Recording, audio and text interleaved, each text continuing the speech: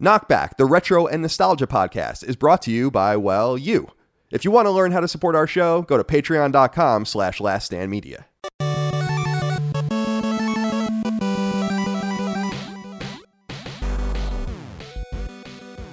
Greetings and salutations. Welcome back to KnockBack. My name is Colin Moriarty. I'm joined as always by my brother, Dagan Moriarty. Dagan, thank you for joining me today. How are you, my friend? Oh, hi. I'm going to do the turn to camera. Oh, like So good to see everybody. Well, you got to do like the newsman, you know, like where they're here. It's like, you know, and Hugh Downs. Let me ask you this question. Yeah. What is the strategy with the whole thing when they're purposely looking at the wrong camera? Oh, you know like, what I mean? Like when it goes to distance, camera one, but they're still talking to camera two. Yeah, and it's on purpose because they very strategically Right. in the middle of that sentence will Right. turn. Is that just a thing because they figured the being too on cue was cheesy, so this is how we're going to make it feel more natural? Well, I feel like that kind of view is almost voyeuristic, you know, because it gives you the feeling that you're watching a production. That's how I feel about that. That's a great point. Yeah. Yeah, and that gives it a whole different feel. It's it's naturalism, I guess, right?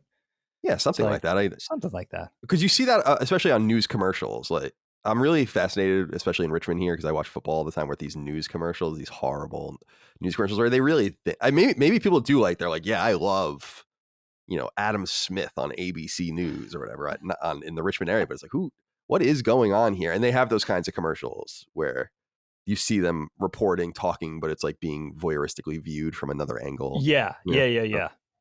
That was the way. That was like at some point somebody invented that thing of like, no, we're going to do it like this is a bold new. Yeah, definitely a bold new approach.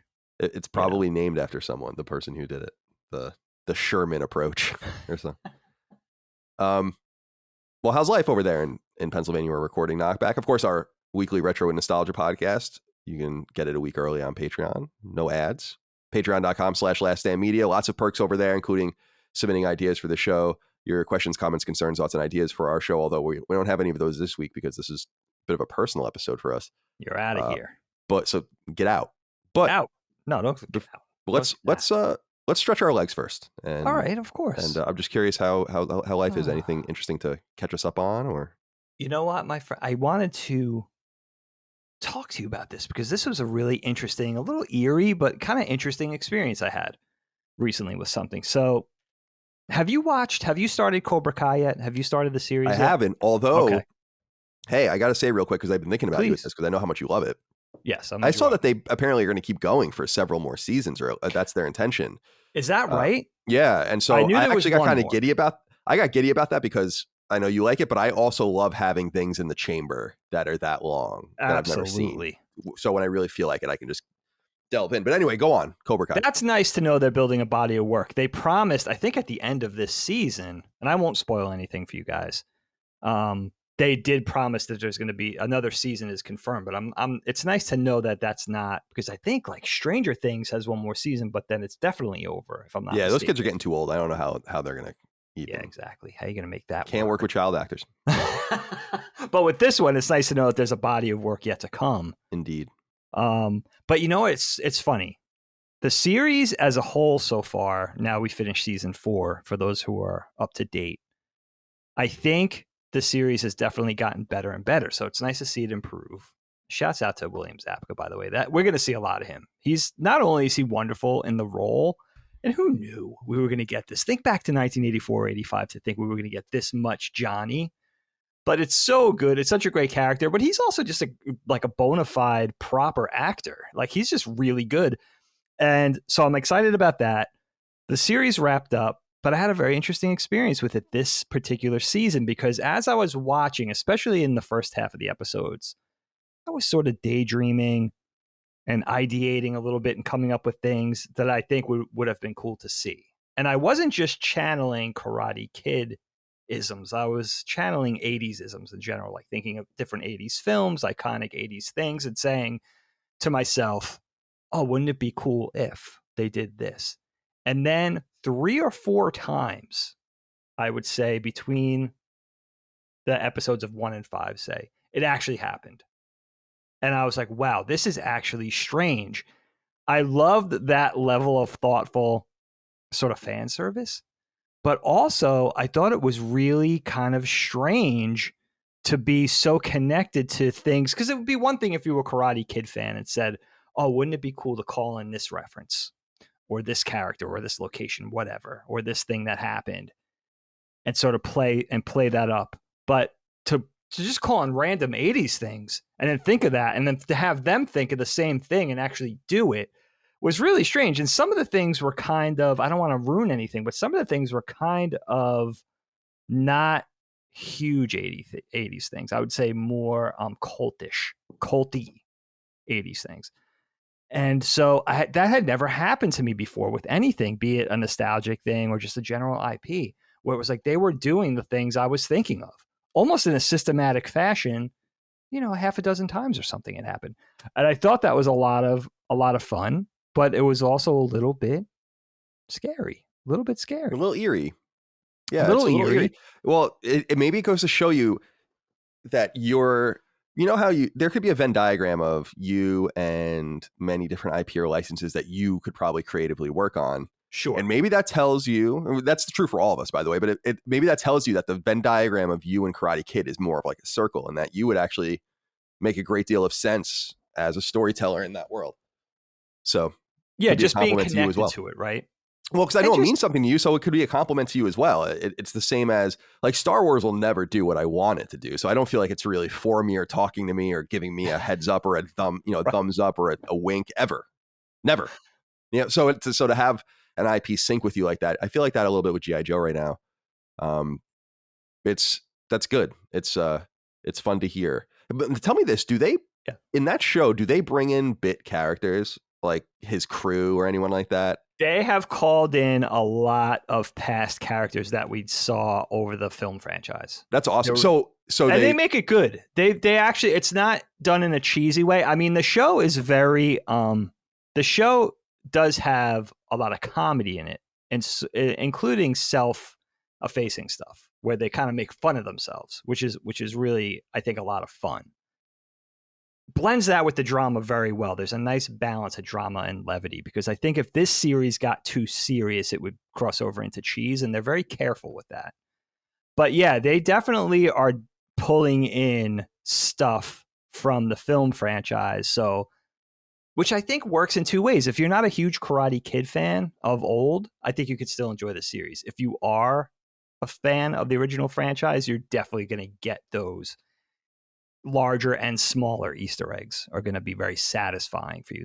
They do a great job. And you know what? The seasons have gotten systematically better. And I think the episodes in season 4 got better from A to Z too.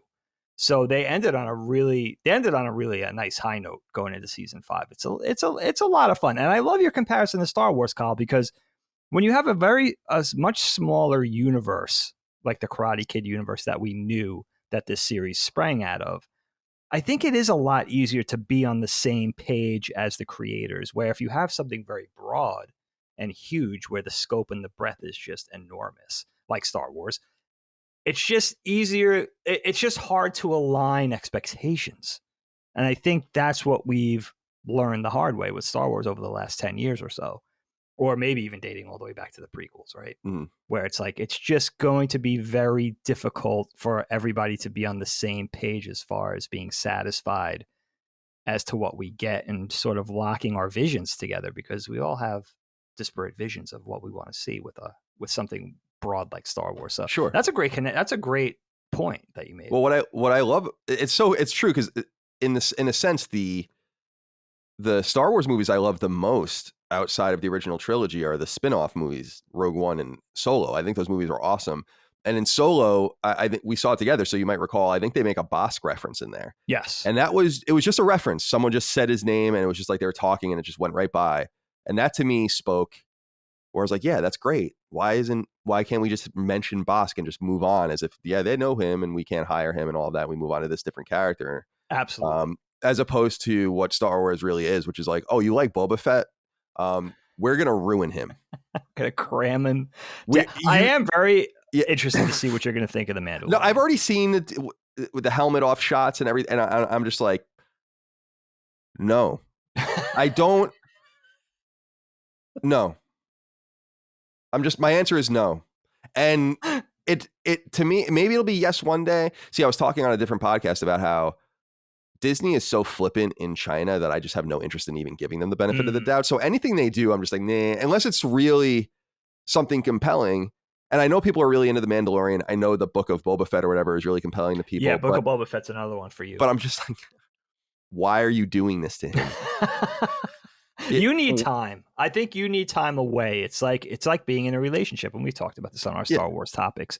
You need time to sort of like clear your mind, get a new set of eyes, and that could take years. With the book of like IG-88 is what we're going to get next. The book of Num. Book of each bounty hunter on that. Yeah, bridge, exactly. Right? The book of Forlom.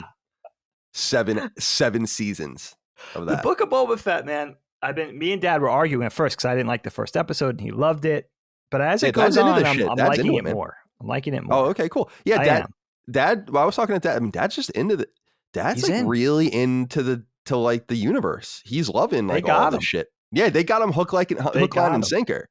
He. It's so funny. And I think I might have been the one that told him, I'm like, Amazon's making a Lord of the Rings like $100 million an episode situation, right?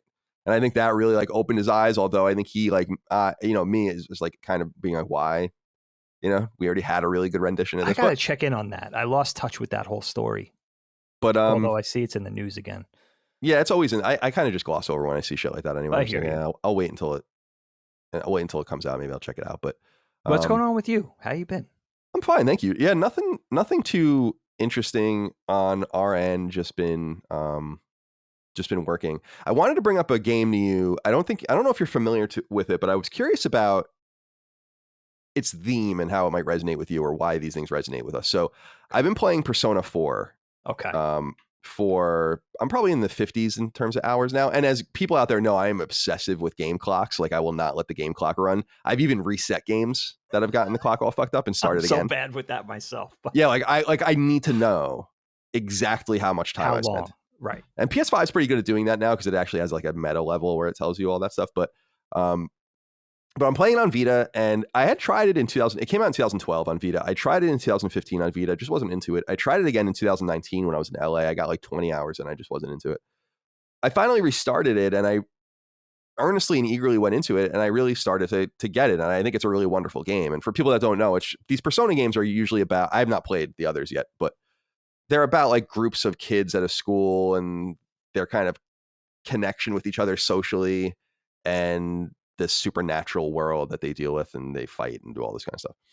And it's very Japanese. But one of the reasons I wanted to bring this up was because I find it just incredibly endearing. Every once in a while, a game, I find it's particularly Japanese stuff, I guess, where it's too corny, it's too campy, it's whatever. There's a bunch of Japanese names for all this, like isekai, I think, and all that, whatever the fuck kind of names are out there. Right. For all these different genres and subgenres and feels and all this. But what I really like about it is this focus on family and friends. And I was curious, the one question I wanted to ask you was, what is it about high school that makes people want to revisit it in some fictional and weird way? Like, I'm a 37-year-old man. I'm playing a game where these kids are maybe 16, 17. Okay. They're dating each other. I'm making choices in this regard, their educational choices and how they spend their time. Persona is really cool because it really strikes me as it hits my OCD. The only reason I'm able to get through it right now is because I'm using a walkthrough. And the reason is because, and people have been asking what it is. I've been sending it to them because it's a whole calendar year, and every day you have to make certain choices, and then just things happen and get locked out. And it's like it's not very butterfly effecty. It's just that you have to play very deliberately to see and do everything. And I hate games where I feel like I'm missing something. Yes, that's so I've been enjoying it for that reason, because I know I'm not missing anything. Okay. And I wanted to ask you, throw it back at you, like, what is it about that maybe some people, if I told someone that wasn't familiar with games or anime, yeah, I'm playing a game about 16-year-olds. I'm like choosing who to date, watching them go on these adventures, fighting in this world. It's campy, it's weird. We don't know their parents, but I'm really engaged and quite emotionally attached to them. What is it about that? And do you think it's something that, because we have things in America that are like teen dramas and all that, of course, but don't you Sure. feel like it's something that is Japanese Yeah, specifically? definitely. Definitely. I think it's always, yeah, something in Japanese storytelling, specifically in manga and anime, traditionally, where, yeah, a lot of the stuff and a lot of the appeal for that for me, even as a kid, a lot of the stuff is centered around young people, whether it be younger kids or teenagers or maybe kids, people in their early 20s, young adults.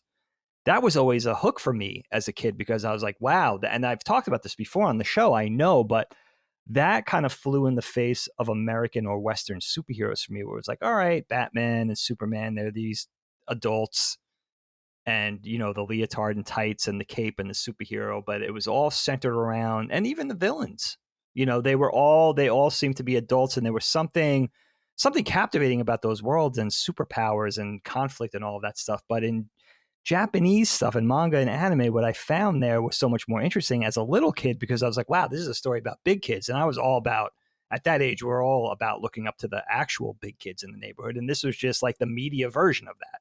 It's like, what are they getting up to? They're hanging out, they're doing these things, they're more sophisticated, they're dating, they're hanging out with girls. For us, it was like, wow, they're hanging out with girls, they're playing instruments, maybe they play the guitar, rock music, punk rock, like that whole angle, the fashions. It was so interesting. It was like, wow, what are those big kids getting up to? So I think it's definitely that. And then also, if you think of just media and novels and film and TV and storytelling in general, Kyle, it's interesting because if you center it on teenagers, that's such an interesting age because that's the transitional period between being a kid and being an adult. And there's so much nuance and so much complicated in that age bracket, right? You're going from being a kid to being an adult. You're sort of leaving childhood and forwarding, going forward with your life as far as like concentrating on education. Where am I going to go? I'm preparing for college, and through that preparing for my life and career and discovering relationships and sex and drugs and fashion and music and all those kind of things and going through different phases. And I think it's a twofold thing. It's interesting because there's so much nuance there and it's complicated and we can relate to it. But also, I think it elicits our sympathy a little bit because we remember that period, the confusion, the excitement, the bad decisions, the good decisions, the friendships, the broken friendships, the failed relationships, discovering everything for the first time. I mean, discovering literally everything for the first time, lying to your parents, trying to do well in school, failing at school, sex, maybe drugs, alcohol, experiment parties, just like maybe the disappointment of leaving your childhood behind and still clinging to that a little bit. So Certainly. all of those things, it just makes it so much more interesting. Even to me now as a 48-year-old man, like I would rather probably watch stories about that. I think even back to like Red Dawn. Why was that so, when I was 10 years old, why was that so alluring to me? And it was like, wow, because I could see like myself and the older kids, my contemporaries in the neighborhood, maybe my friends' older siblings or something, being in that situation. It's a little more relatable, so than the adult stuff, and I think a little more fun. Yeah. I think you're right. I think you hit on something too specifically for me with just that yearning, that gnawing, that you can't go back and live this innocent life. And Absolutely. where your biggest problems are the adults or whatever. You know what a show you missed for sure, but that I really loved was The Secret World of Alex Mack on Oh Nickelodeon. yeah, I don't know it. And that show was very similar where it was just like kids versus adults. And I actually think Pete and Pete was very much like that too. Yeah. But Great that was show. in a much more comedic way. Like Alex Mack was like almost like a superhero kind of situation. But I gotta check that out. it's by, who I can never remember her. I can remember her name, but I can never Secret World. You'll know exactly who it is because she is in Mad Men. Oh, The girl that plays her is Yeah, Larissa Olenek. Okay. And Who did she play in Mad Men? in Mad Men, she plays Cynthia Cosgrove, so Cosgrove's wife. Oh, yes. That's right. That's So Ken. that's where you would know her from. Okay. But that just came to mind for me of like this adventurous sort of thing. And here's what I know is that I know people are going to hear this stuff and be like, man, we got to do a knockback about a Persona game. Absolutely. And I say, It's but all over Dig, my radar. I say this, beware, because Dagon, I don't know how Dagon takes so much time getting through games, but I can't even imagine how long it would take you to get through a Persona game. They're lengthy. I know that. Yeah, it's like a whole year. So holy shit. Yeah. And so yeah, it would be really interesting. I would love to do that with you one day, but that'd be great. But I think we're tempting fate with that because we have so many other games on the list right now that are like I'm interested to see. We're going to do Red Dead Redemption, I think, in March. Oh, I'm so excited. And I'm interested to see how long that takes you to do the first one. Yeah, number one. Yep. The second one is so long, and I'm never probably going to play it again. It's just the second one's longer, huh? Oh my god, the second one is huge. It's awesome. I didn't know that. It's the second one is like superb. It's just so big, too big. All right, that's what she said. Dagon. Oh, hey, I gotta do it. Do it. Do my dice. The dice man. Colin did the wraparound arm for those of you who aren't watching with the smoking. Yeah, I got my baby. Why did he do that? I don't know why he did that. So smart though, because no one else has ever done it and will never do it. Yeah, never do. Yeah. So it's his. Hickory dickory dock. All right. Today's episode of Knockback is all about vacations, times away as kids, places we would go. And I'm curious what you're going to say because I think we're going to have pretty different answers. I'm especially intrigued by, I think, a couple things you'll bring up, which I think are going to be funny. But there are things I want to bring up too that I think we shared, and then a few things that I did on my own. But I want to start, and I always kick it over to you first. You can begin. But when you think of family vacations, when you think of being a kid and going away, yeah, what do you think of? Because we weren't really a family that went and did very much. Right. All right, Colin. First of all, I'm very excited to do this topic because selfishly, I love a good story, right? And we talk about this a lot. A good yarn. A good yarn. Mm-hmm. You and I talk about this, especially from family. We're always imploring mom and dad to tell us a story from when they were growing up. I always love that shit. So when you and I have a conversational topic like this, I love it because I know that I'm going to hear at least some details from you about stuff that I've never heard before. So it's fun for me. Yeah. I really enjoy it. Very nice. Now, I don't know if I'm going to go sequentially. I'm still debating that, but I'm going to start with my earliest vacation memory. Family vacation. What's really particularly cool about this one is that this dates back so far that this was a whole nother time, place, age, era. Allie was either not born or a baby, our sister Allie, and you weren't on the radar yet. So this is like a whole nother, right? This even dates back to the late 70s, I would say. And this, of all my vacation tales today, I had to actually consult mom. I had to run this by mom because it's so long ago. It's so weird even thinking about it because it has like, picture my memories. It has this like warm, golden yellowish, transparent film over the whole thing. Like you're looking at it like a very 1970s beta home movie. So a little bit fuzzy. Framey. But, yeah. Right.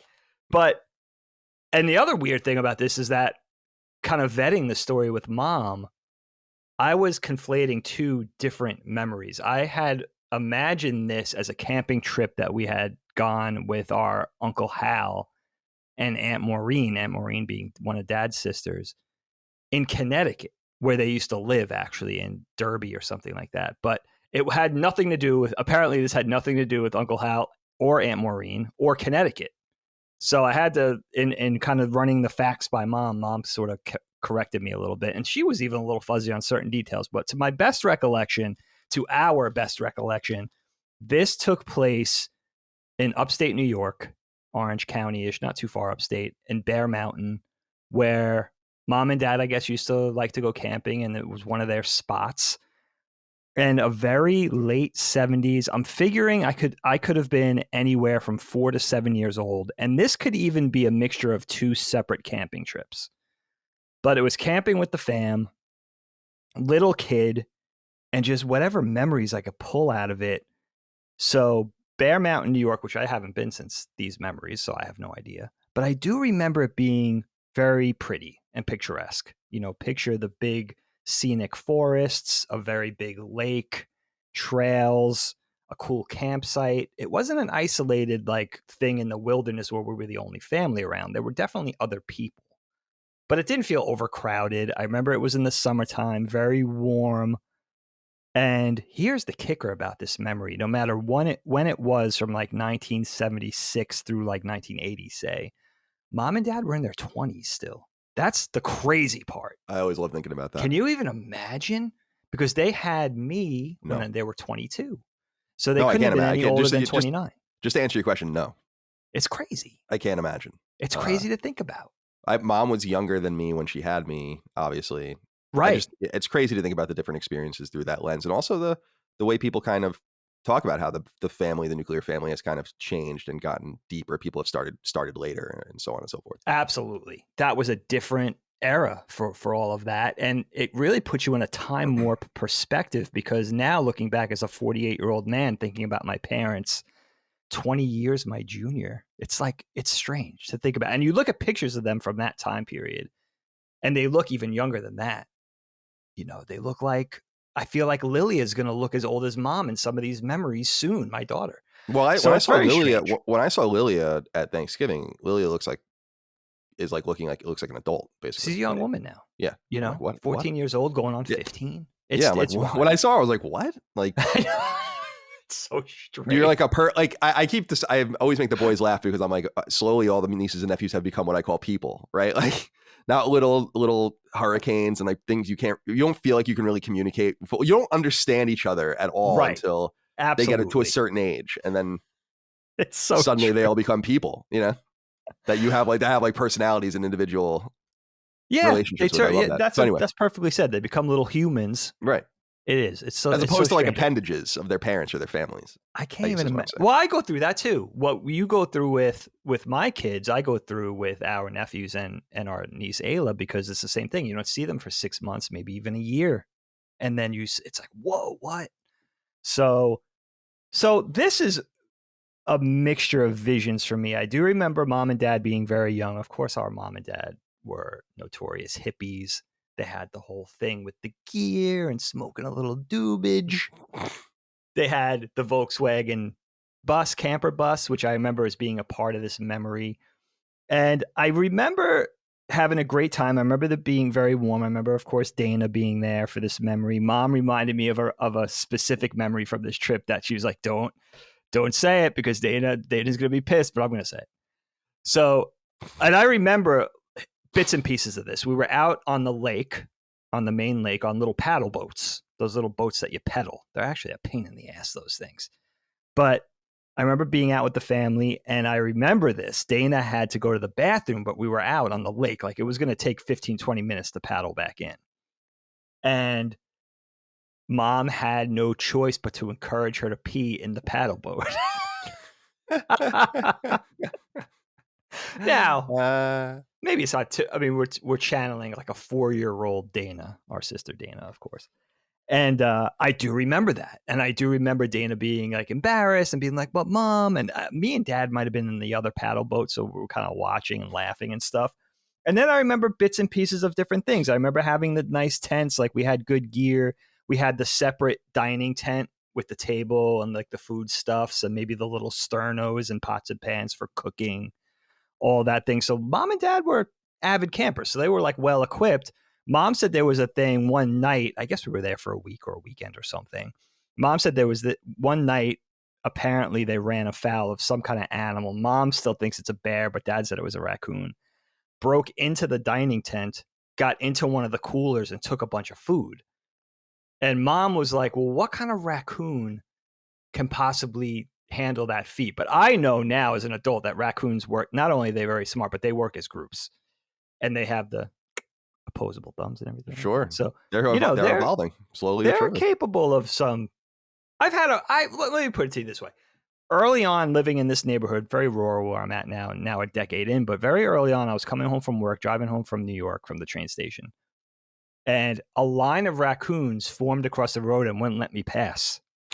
And they were standing on their hind legs. It's like 11:30 at night, right? I'm driving down Dark Hollow Road. Here It's comes. unbelievable. I'm like, what the fuck is that? A line of raccoons standing on their hind legs, just shoulder to shoulder, forming a barricade in the middle of the road. I'm like, what is happening right now? So they're capable. Still not sure what they were getting up to. We're not just gonna let that go. All right. Anyway, go on. But so that was really the kicker for me. This is the coolest part about this is that's a very early vacation memory. I still am in my old age maintaining bits and pieces of these recollections, and just really the food, hanging out with family. I do remember that campsite. It was like where the tents were. It was like the carpet of pine needles, and I remember the smell, that fresh scent, and the thick canopy above us, which gave us shade from the heat. I remember feeling like, oh, this is cool, because it was not only was it my first family vacation that I remember, but it was probably my first time camping, or first 2 times camping, which I think was cool. And just thinking back to those mid to late 70s, very, very hippie vibe type thing. I remember doing ceramics, like there was a little ceramics, I guess, bungalow or something where you could go and do ceramics. And I had that little ceramic truck that I painted for years on my dresser, and wouldn't even think about that trip. It's like one of those things that becomes more important to you and more key to your family memories as you get older, because you're getting further, you're distancing yourself further and further from that. Definitely. Happening. So this happened. Things don't even feel real anymore. They're so old. Right. So that was, and it was cool. And it was cool to run one of the, I like to kind of tell these stories and relate it to you guys to my best recollection. But this one, I felt like I had to kind of run things by mom because it was so sort of muddied in my mind. But it was nice to get a little bit of clarification and just hold on to those memories a little longer. And again, like, this is before we really knew Allie. This is before we knew Colin. So dating back and dating me of definitely like a Gen X, a Gen X memory. Maybe Allie was conceived during one of those trips. Gross. We'll get to that later on. Oh man, with somebody else who may or may not have been conceived during a particular trip. Oh no. Well, two things came up here before I move on to my first thing, which is just I don't think I ever said this story. I don't think Dad would mind. I mean, was you really going to mind that I smoked weed with Dad in California when he came and visited me, which was one of the very coolest memories that I think I have as an adult. Awesome. And I just got him so stoned. And he said to me, we were just walking around the street smoking as I was walking the dog, and he's like, "You smoke this entire thing?" That's what he said to me. And I'm like, "Yeah, Dad." He's like, "This is much different than when we used to smoke." Also, man up, Dad. Yeah, I know. Jesus Christ. And also the tree. It was funny. You were talking about the tree. This tree scent. We got a real Christmas tree, which I want to do that kind of stuff. You got one this year? Yeah, but we had to get rid of it. And I was like, how the fuck am I going to get rid of this thing now? I have a friend, John, who's a builder in the area. He's doing work for me, but he's a buddy of mine. And when he came over a couple of weeks ago, I was like, you want to just take this rug and throw it in one of your dumpsters? So I'm like slowly getting rid of things through John. Awesome. But I had this Christmas tree. So it created this great atmosphere. It was beautiful or whatever. And then I just dragged it into the garage and I just took a saw and just fucking cut it apart. And it just smelled so good as I was doing it, but the aesthetic was so violent as I was trying to shove it into the garbage can any way I could. And I got rid of the whole thing. Needles, gore. Yeah. Oh my God, my hands gore. were so fucked from the sap, but it was, yeah. So anyway. All right, Dig, my first memory that I want to share, these are somewhat sequential, is I have very specific memories of our family trip to California in 1992, summer of 1992. Yes. Now, in thinking about how this all lined up, it makes a little more sense. Mom and Dad get separated in February. So this seems to be like a reactionary family trip to go see Dad's brother, who is, I think, still an executive at FedEx. But at that time, he was an executive at FedEx in California. Yeah. Then he moved to Tennessee, where they're located and all of that, and then maybe Pennsylvania. I don't know where the hell he is now, but Uncle Mike. But he's the other Uncle Mike. Nomenclature, we call him Uncle Michael. Uncle So Mike. we went and visited him, and I'm curious what you remember of this trip, because I actually have like some strange specific memories of it.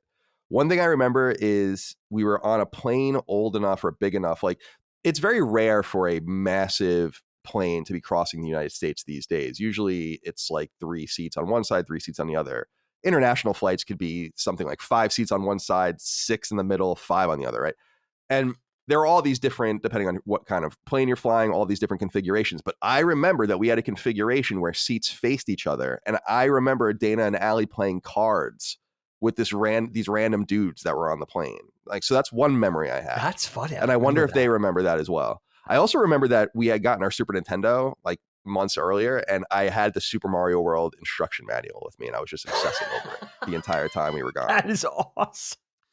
The third thing I remember about this trip is I went to a toy store and got Flak Viper, which is a really great 1992 release G.I. Joe that I got in California. And I also got the Cobra Eel, the 1992 redo of the Eel in California as well. So I remember grabbing those, and those toys are still, those pieces exist in my collection. So cool. And I remember seeing the movie Three Ninjas. I don't know if you remember that movie. I don't. Yeah, it was like an action comedy about these kids, 3 brothers that like train in ninjutsu with this master, and then he gets like kidnapped, and they go and like fuck the dudes up. And like one brother's like the leader, I think his name was Colt, and then one was like the middle kid was like kind of like nuts, and then the little kid was like I think his name was Tum Tum, and he was like a fat fuck, and he would like. I remember that movie, but I don't remember seeing him there. Yeah. So it was Three Ninjas, I think is what it was. Definitely That's Three Ninjas. So funny. And I just remember kind of what you were describing about that glossiness. It reminds me of when I would watch like soap operas randomly, and they would show California, like situational shots of California. That's kind of how I remember it. Just the palm trees and just the warm weather. California, I mean, I know well as an adult, having lived there for 12 years, it's 13 years it's just different. It just feels different. It looks different. It smells different. The sky is different. The people are different. Everything's different. You could put me in you could like shut my eyes and somehow put me and be like, I'm going to put you in a Walmart, and you tell me if it's in California or in Virginia. And I'll tell you in 5 seconds just by walking around, not even look at the prices or anything.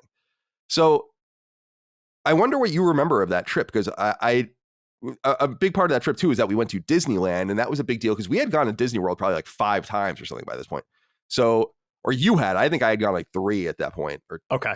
And I had gone after that as well, but Disneyland we had gone to. So I remember that as well. And I remember vaguely staying with Uncle Mike and getting to his house and just getting picked up at the airport. There's a lot instilled in me on this trip, and I don't know why.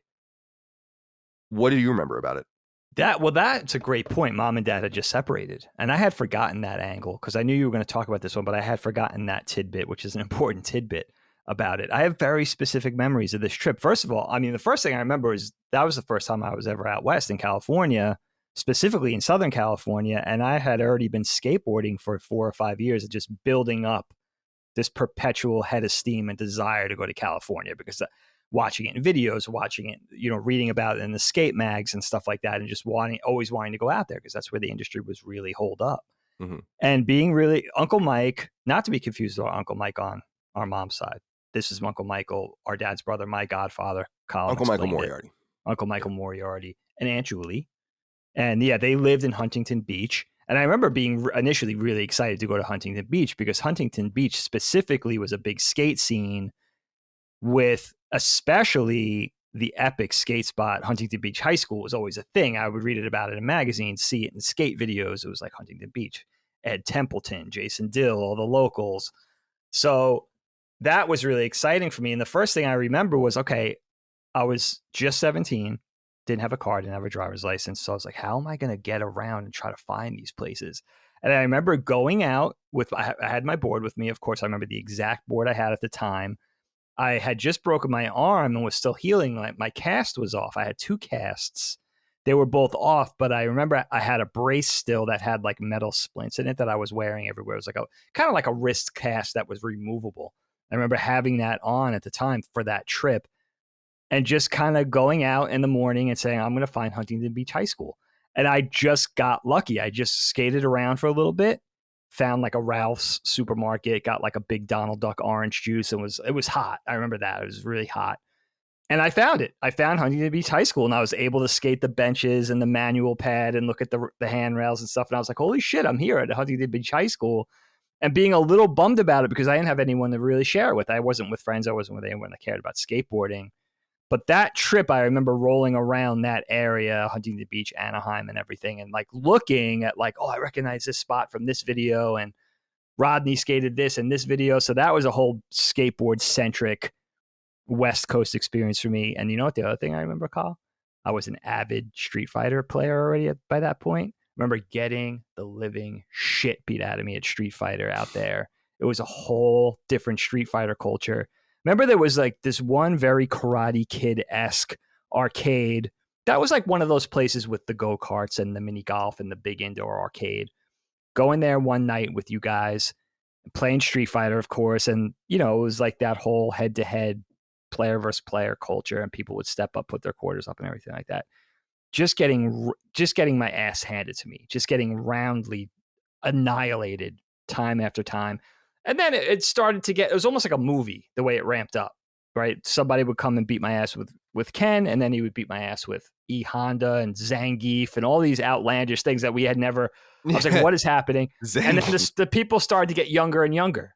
So here's like a little Japanese kid. He's like 6 years old. He's kicking the shit out of me with it was like really humiliating and humbling experience, frustrating, but realizing like, oh shit, it's like the video game culture out here. Now, granted, in the big cities on the East Coast, I think it was a little more competitive. But you know, we lived in the suburbs on the East Coast, and we didn't really go see like too many great video game players at that point. Definitely. So I remember that. And I remember the other thing I remember was Dad getting really mad at me because I met a girl in Disneyland, and I wanted to, like, I don't even know how it happened, dude, because I was with my family, she was with her family. But I remember going off with her and just riding some of the rides.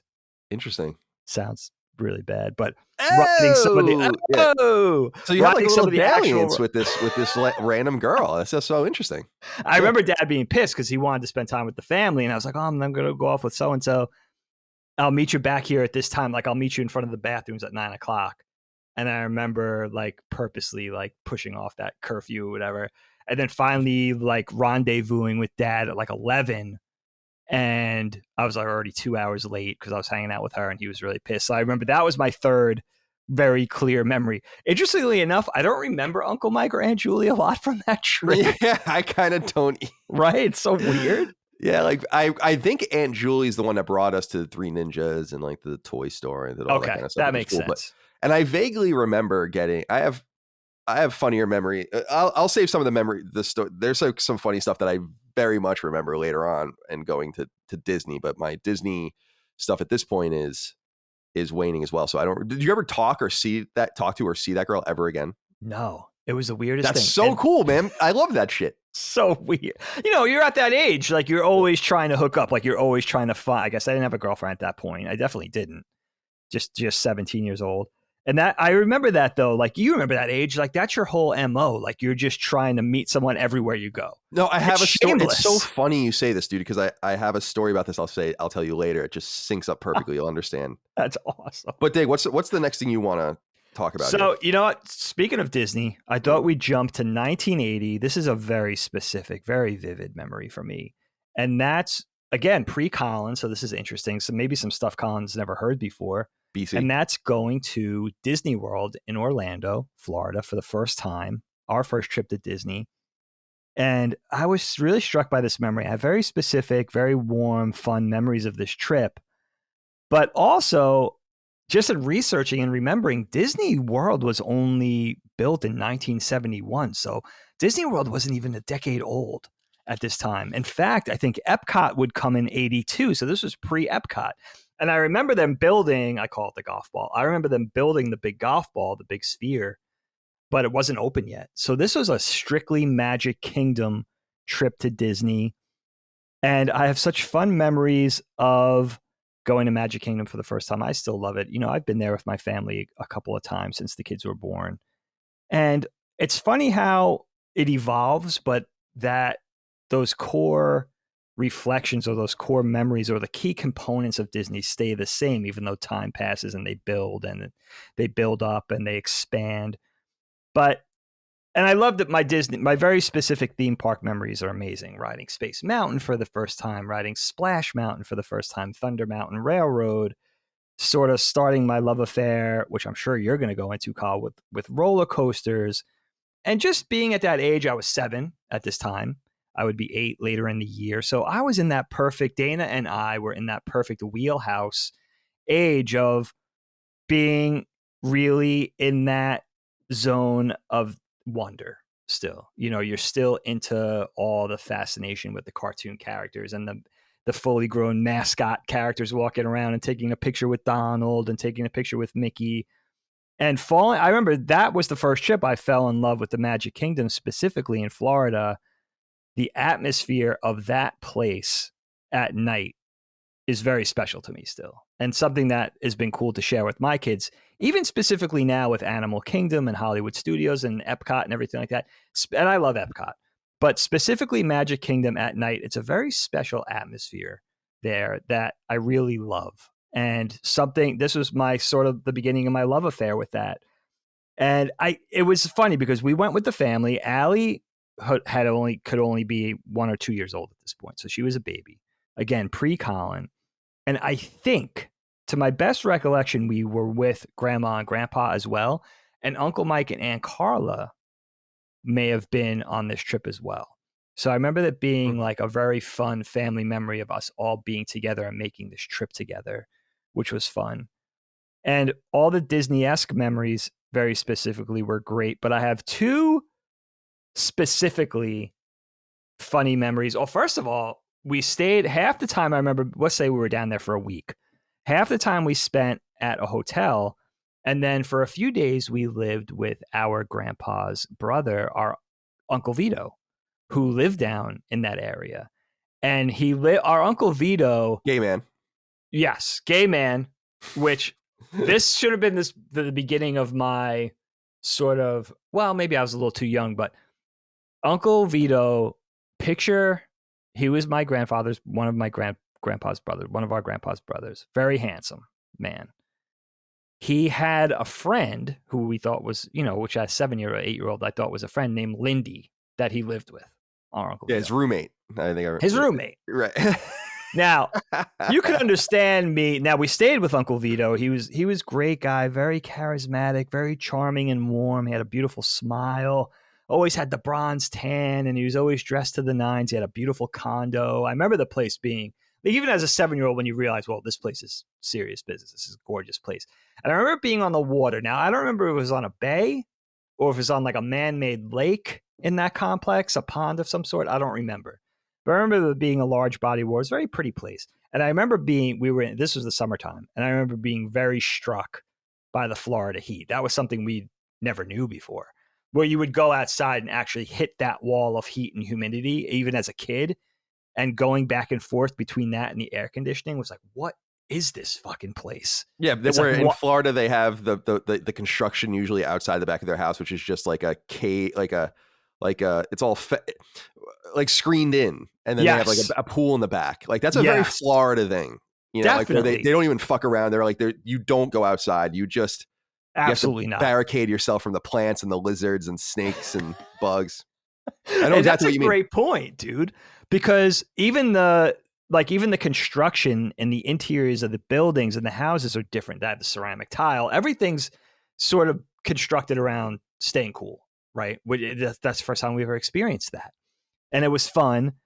But I remember, I have to say, with Vito and Lindy, I didn't make the connection. You could understand. 8-year-old Dagan wouldn't, 7-year-old Dagan wouldn't understand that. But I was probably 16 or 17 before somebody had to tell me, like maybe it was Dana. And she was like, Dagan, like Uncle Vito's, like Lindy's not his friend. That was his boyfriend, and Uncle Vito's gay. Like I didn't know. I wasn't even thinking of that. You know what I mean? It was so funny. And two very specific memories of Florida. You would think the Disney World thing would take precedence, but there were two very specific things that I remember I'll never forget. One was the chameleons, being a little kid and being like, there's lizards running around outside. What the fuck?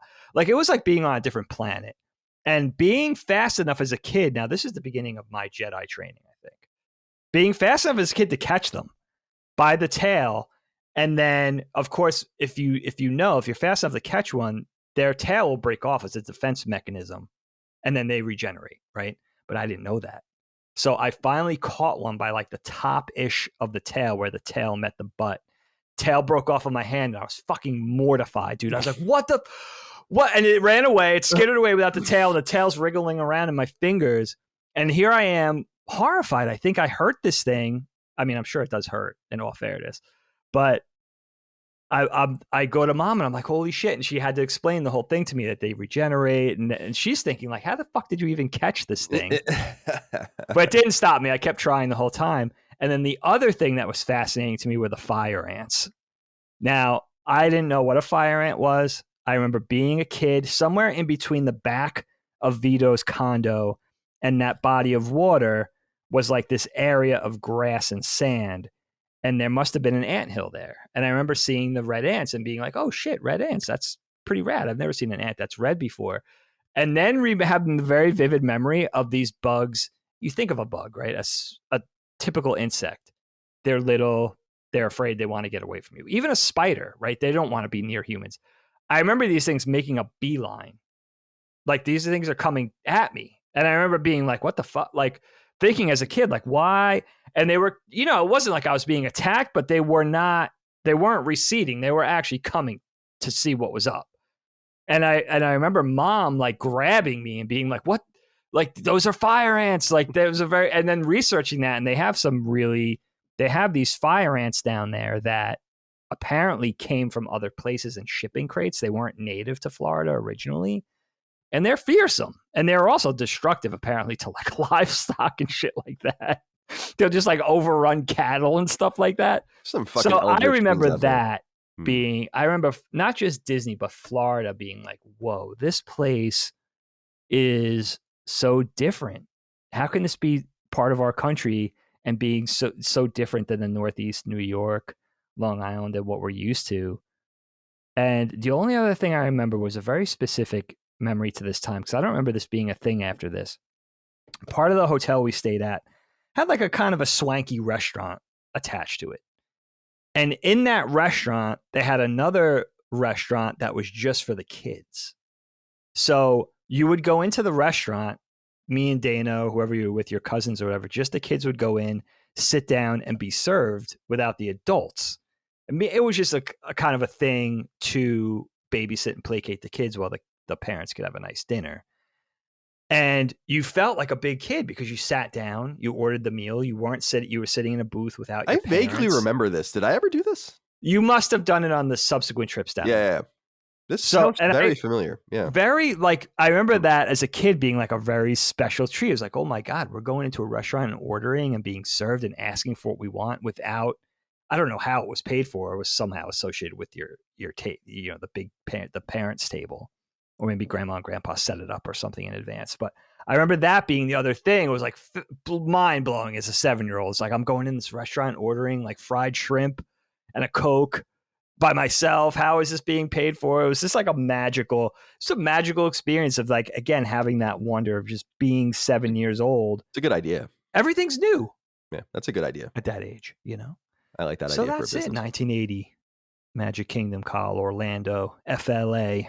Yeah, I mean, my second thing was Disney World as well. I don't have much more to add about it because I did want to say that one of the things that I wanted to bring up, it's perfect that you brought it up yourself, was just the weather. And it makes you think about, I understand why they put it there, but I love Florida. I've been to Florida many times. I have a lot of love for Florida. I have a lot of love for the people of Florida. I love Florida Man, as I introduced you to the idea of Florida Man and all that. It's good shit. Like Florida Man gets one of each type of vaccine. Like that's Florida Man stuff. Love it. So awesome. So, but it is a miserable place. It is horrifying. I've been all over the state. I, in college, dated a girl for a little while that lived in Gainesville and Oh wow, I in never been to that area. Tampa and all. I been there, in and out, and I'm just like, holy, what the fuck is going on down here? Every time I'm down there, I'm like, it is so hot down It's here. I oppressive. don't understand what is going on down here. And those are my biggest memories of Disney. But the other thing I wanted to say about Disney World quick, you touched on so many things that are great, is just Disney World is the place that from which relics that I have from it just keep popping up over time. Like the Donald Duck hat, the iconic Donald Duck, of course, the even more iconic Mickey Mouse hat, but then things like pennants for your wall and oh my god, just different tchotchkes. Love that shit. And I have to say that I used to go to Disney World every summer. I went there 3 or 4 summers in a row in high school. I'm going to talk about my friend Bryce next, but I spent a lot of time there. And the one thing that I wanted to say was that it's so funny you brought up meeting a girl down in Disneyland. I remember Bryce being so mad at me because I was like girl crazy at the time when I was there too. And I was like trying to meet girls at Disney World. And he was like, and it was 15 or 16. He's like, I remember him being like, yo, what the it's Disney World, dude. Like we're here to ride rides. Like, why can't you just be content? I have such a vivid memory of that, of like kind of being embarrassed by that. That's so funny. Now Bryce ended up being gay. I didn't know. Bryce was one of my best friends, and I didn't know because I was oblivious, I guess. I have great gaydar, I think. So I'm not great at that age, I guess. But so maybe it was that too. Like it was kind of alienating to him. I didn't realize it at the time. But I just thought it was so funny that you brought that up with your Disneyland trip story, because I was like, I had a very similar experience, although Isn't it was that so embarrassing for me. To be browbeat by one of your contemporaries is like not like a parent. Yeah. It's like, dude, you're getting at it like you're robbing the innocence from this place. Yeah, I know exactly. It's like, what are you doing?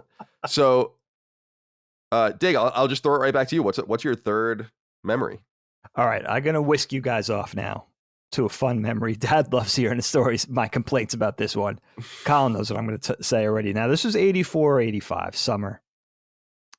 Take you to the Northeast, U.S., Vermont, okay, to the Vermont Castings. Yes, ladies and gentlemen, the wood stove manufacturer.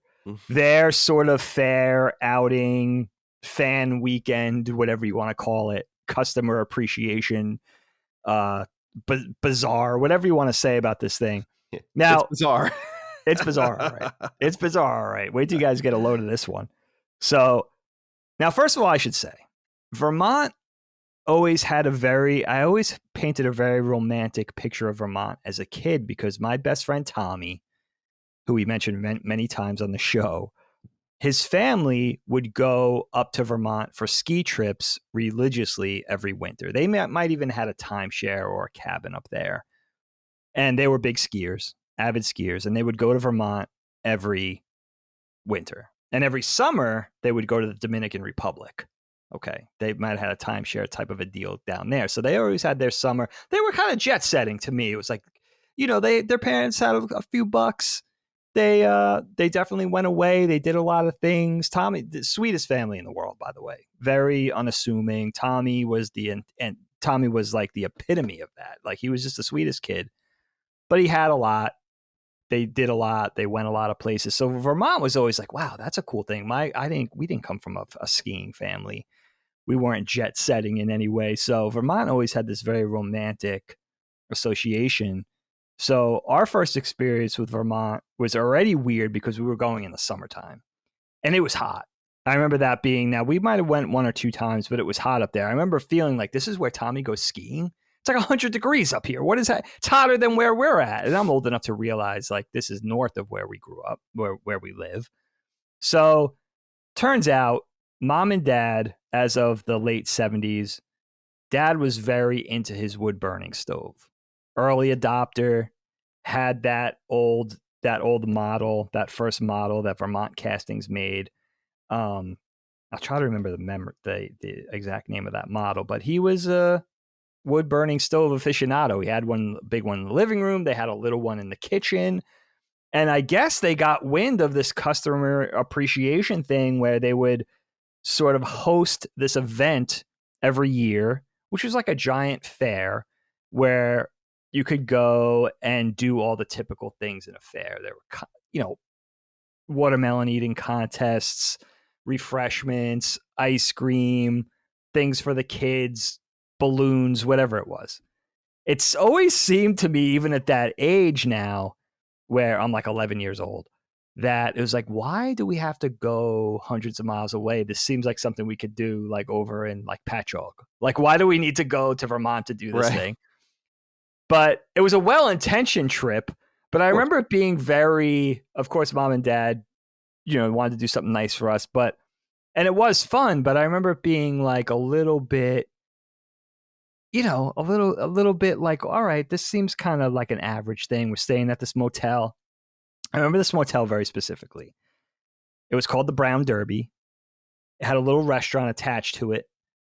And I remember this had to be the summer of '84, actually, because I remember the Olympics being a big thing, the Summer Olympics. I remember like watching Mary Lou Retton and all that kind of stuff. You had the room temperature cans of Pepsi from the vending machine. The restaurant had delicious pancakes in the morning. I do remember that. And, of course, if you set it time and place and think of the specific era, I remember everybody wearing Ghostbusters shirts. I remember I had to remember this very specific memory. I remember watching the movie Dreamscape, which is a very strange horror / action sci-fi movie. I remember watching that in the hotel room. But I remember the bunk beds in the room and everything like that. But what I remember specifically, of course, was the fair itself, which I guess was like a weekend long event.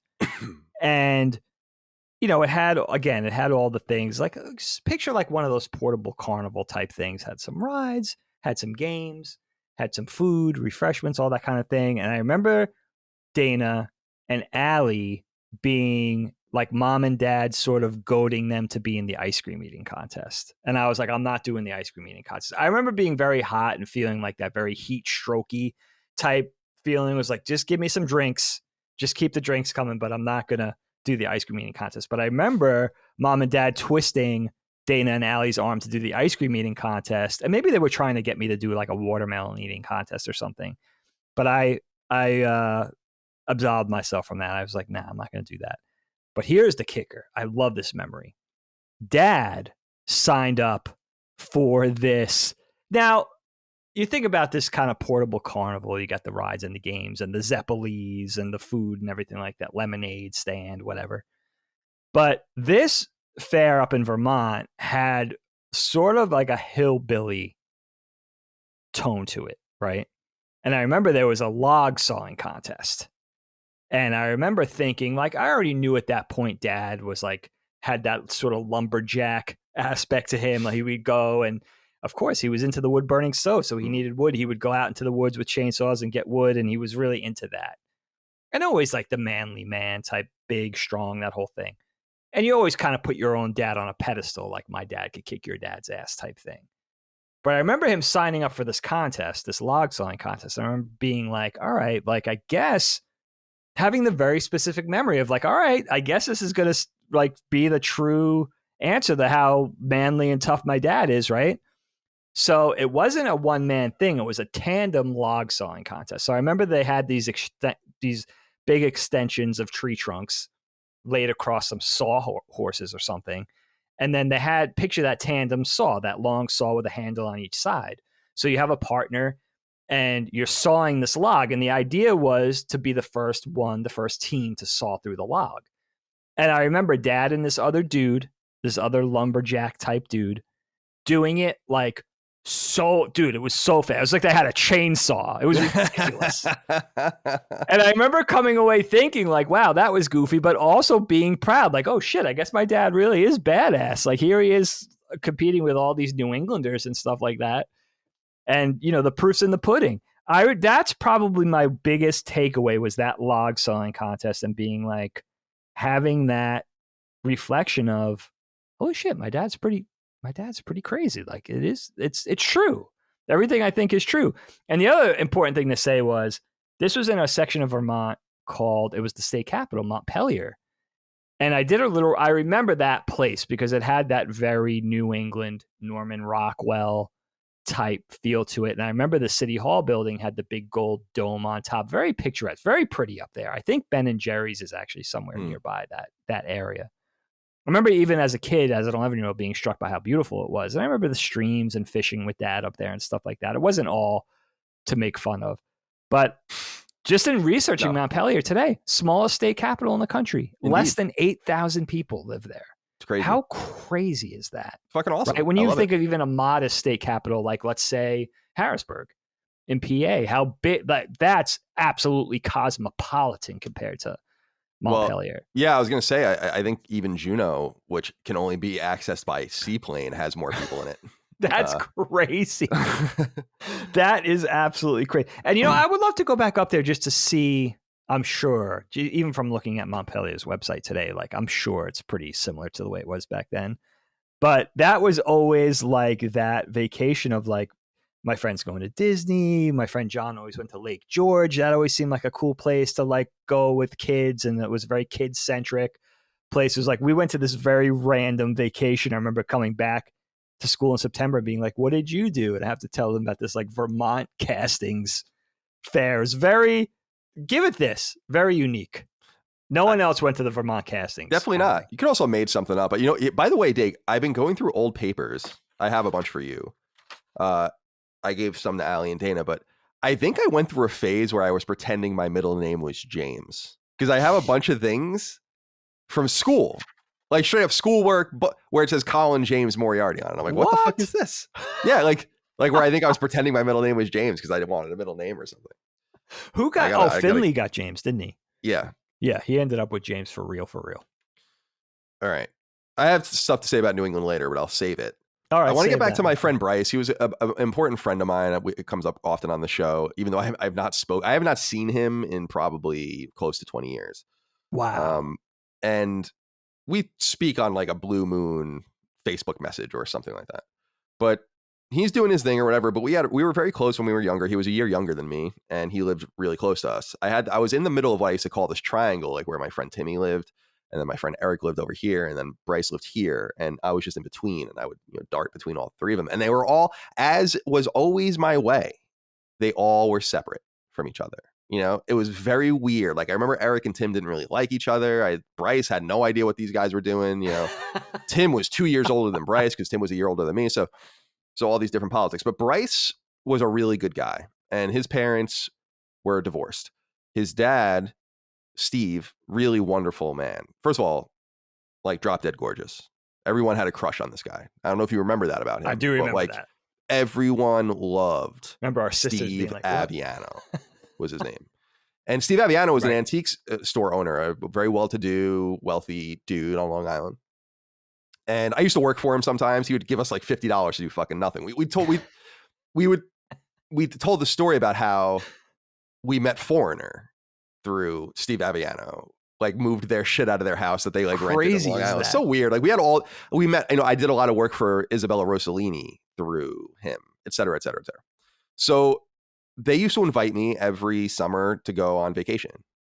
And Bryce had a real passion. Bryce loved horror movies. Bryce loved gross shit. Bryce loved metal and Marilyn Manson and all that kind of stuff. And he loved thrills. Like he just loved that kind of stuff. And we used to rent Silent Hill and play that together and all that, but he loved roller coasters.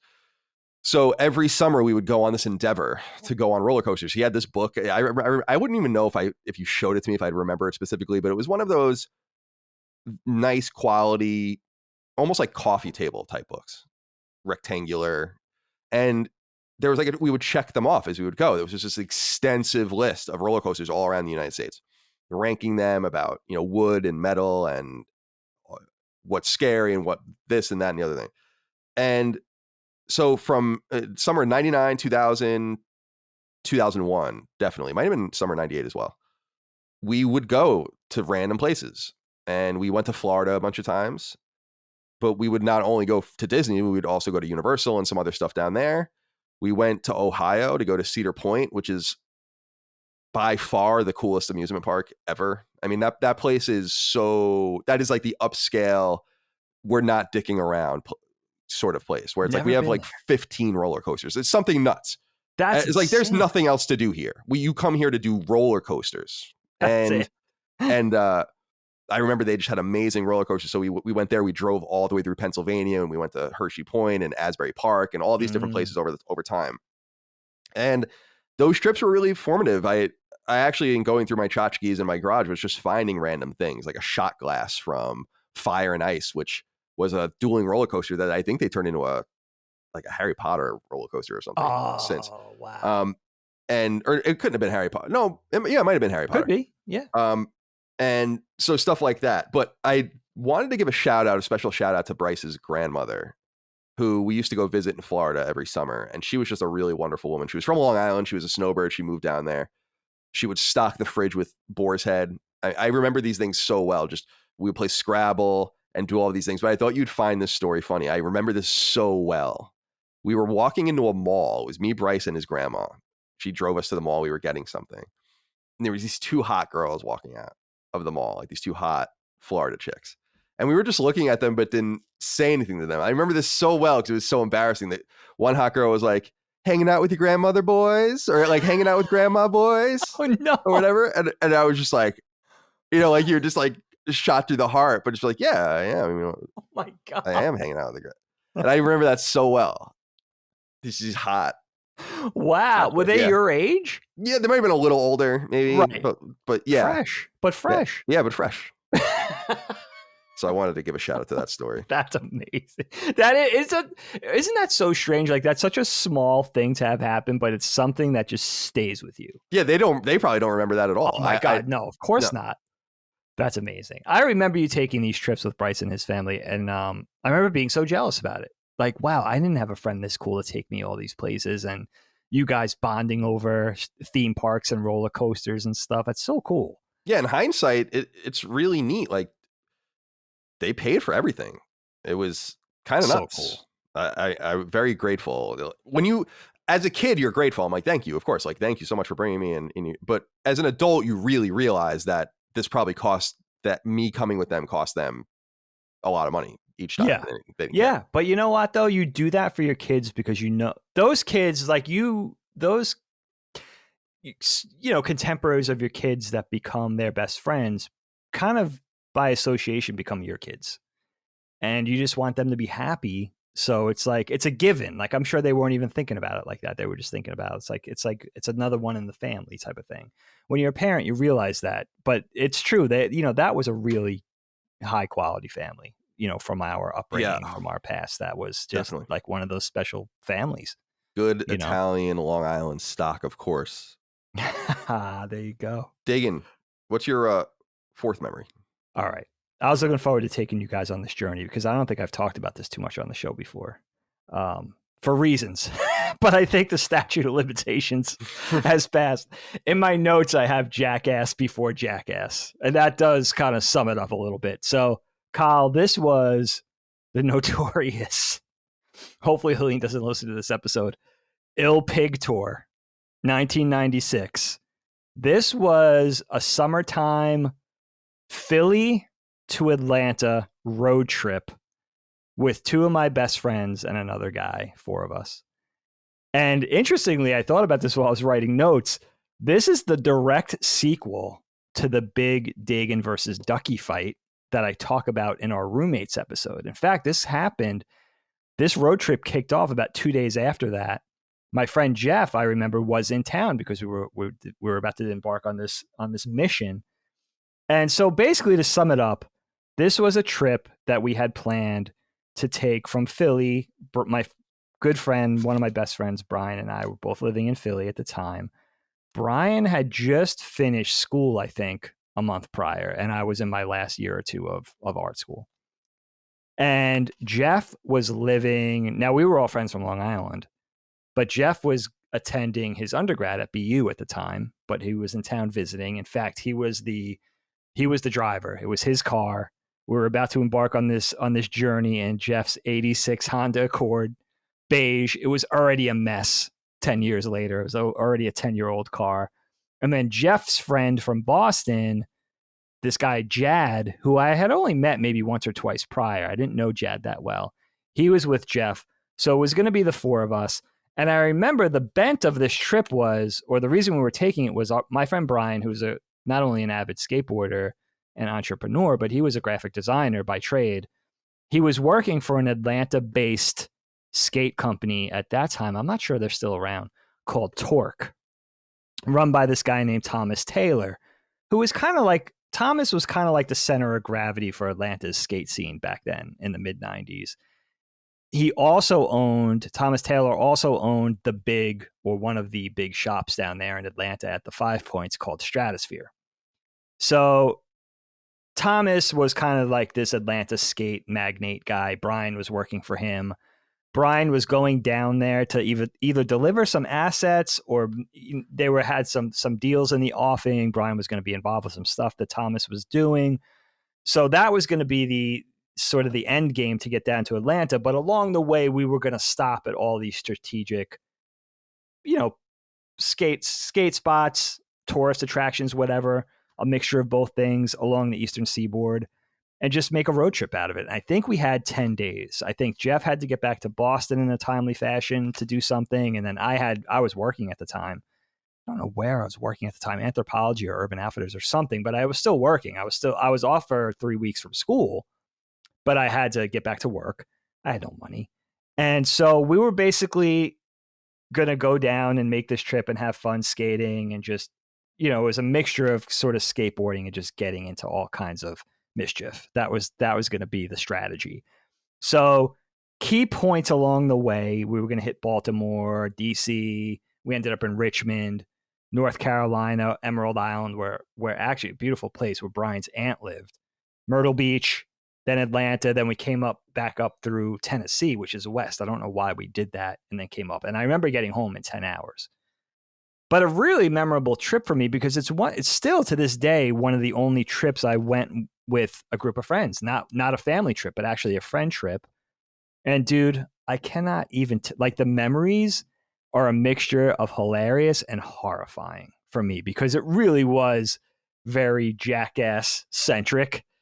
And specifically, my friend Jeff, who's one of the smartest dudes I ever know, Silicon Valley entrepreneur, family man now for years, doing very well, and super intelligent, but he could get into some mischief. And then this guy Jad was like unbelievable. I mean, think shades of Bam Margera mixed with Johnny Knoxville. Like he was a mess. Super fun to be around. And then my friend Brian too could definitely he could definitely hold his weight when it came to getting into trouble and stuff like that, for sure. So I remember, what I'll do is I'll talk about each bullet point as far as place, and talk about one specific memory from each thing. Sure. on our way down, because it was, again, thank God for the statute of limitations, because this trip was pretty crazy. So really, I remember really fun skateboarding going down and being in these places where I had never been before. Our first stop in Baltimore, we actually got made, the same day we left, and we went to this snake run, which was like this concrete, sort of winding concrete pit that we had found, that we had known about through friends of ours in Philly that have skated this place. And that was really fun. That was something that you would see dating back to like 1970s West Coast skate documentaries with drainage ditches and stuff. But we didn't really have that so much on the East Coast. That's a very SoCal thing. And this was actually one of those places that had a little bit of an East Coast tone to it. But I remember having fun skating that thing. Another important thing to realize, this is 96. So this is pre-smartphone. This is even pre-Garmin bolt-on navigation system, certainly Google Maps. We didn't have any of that. This was analog. Google didn't exist in 1996. No Google, right? Yeah, this was analog, paper map, pen. Oh, we fucked up. Let's get really lost era. Like this was that. And it's just for 21 and 22-year-old guys with, no, just absolutely wanting to get up to tomfoolery and nothing else. Like that was it. Skateboarding was, of course, part of it. And then DC, we made it down to DC that first day, and we stayed at a youth hostel. I didn't know what a youth hostel was at this point. I didn't realize like, oh, every cosmopolitan, metropolitan place has these places where young people especially could stay on the cheap while they're traveling. I never knew that existed. So this was my first experience with a youth hostel. We're right outside of DC. I remember it was like this old but beautiful, white, majestic, huge Victorian house. And I think Jeff and Jad and they had to explain to me what a youth hostel was. It was like a motel, but it was like very bare bones. I won't say dirty, but certainly not immaculate. Bunk beds. I would certainly be wary as an adult of bed bugs and stuff like that. But Oh we're not yeah. thinking Oh my about God, that would freak me out. right? Yeah. That freaks me out now in retrospect. And I remember like outside they had like the plastic furniture, tables and chairs, hammocks. It was actually very nice. It was actually very nice. There was a young, not quite as young as us, but I would say mid to late 20s, maybe early 30s guy, British guy running the place. So he was at the front desk. He was taking your 20 to stay for the night, whatever. And we were super obnoxious, right? We called him Ringo. I don't think we called him Ringo to his face, but we already dubbed him Ringo. This is Ringo, right? Because of the British accent. Stupid, but we were assholes. So make a long short of it, there's a mixture of like really hippie-esque kids our age, maybe a little younger, maybe a little older, girls, guys, everything, mixing it up. Kind of fun. Sun's going down, having a good time, hanging out in the backyard, laying on the hammock. We're sore from skating Baltimore that day. And find out, go into the basement, there's a pool table, a couple other kind of amenities. And we're like, oh, this is kind of cool. This would be kind of a fun place to stay for a night or two. And find out there's a vending machine full of Red Stripe beer. Vending machine with 50 cent that gives 50-cent beer. Now, in retrospect, this seems like a really bad idea for a youth hostel. But as soon we might have already had alcohol on us as well. But as soon as that came to light, it was on. Everybody got loaded. And I remember, I have a very distinctive memory of Jad going out and taking lawn furniture up to the balcony and then throwing it off the balcony because he was trying to get it stuck in the power lines. That's what he was doing. So he was taking these plastic chairs and tables and trying to get it wrapped up in the overhead power lines, right? It was a mess. Now, you as an adult, as a parent, you think of like somebody could have gotten really hurt if somebody was down there and stuff, right? Oh, definitely. So push comes to shove. I think we kind of set off this whole thing of like, now everybody's doing it. Everybody's making trouble. Everybody's breaking shit, throwing furniture, taking the pool cues, trying to destroy everything in the basement. It was a mess, dude. I don't know how we didn't get kicked out that first night, but in the morning, this probably went on to all hours of the evening. Super hungover in the morning, wake up. We only have 10 days. So we're like, we got to get out of here. We got to get down to, we were going to try to make it down to North Carolina that day to get to Brian's aunt's house. And the guy comes to us, the guy that we called Ringo, and was like, you guys are out. Like, you can't stay here another night. Surprisingly calm about the whole thing, but definitely like no bones about it. Like, get the fuck out of here type thing. We were lucky we didn't get arrested. I mean, in retrospect, right? That set the whole tone for the trip to come. So we make it down to Richmond. I had never been, ironically. Remember skating Richmond, skating City Hall. We didn't stay in Virginia long. Make it down to Brian's aunt's house in North Carolina on Emerald Island, which is one of the little offshoot islands down there. Very pretty, very picturesque. Not a lot of people. I think it's still like 3,000 or 4,000 people live on this island.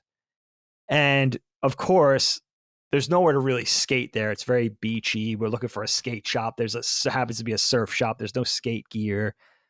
Everything's kind of boardwalky. There's not even really any pavement. I mean, there's really nowhere to skate. It's very kind of rural, very surfer-esque. So I don't know what we were expecting. So Brian's aunt and her boyfriend give us dinner. They have a beautiful house. It's very nice.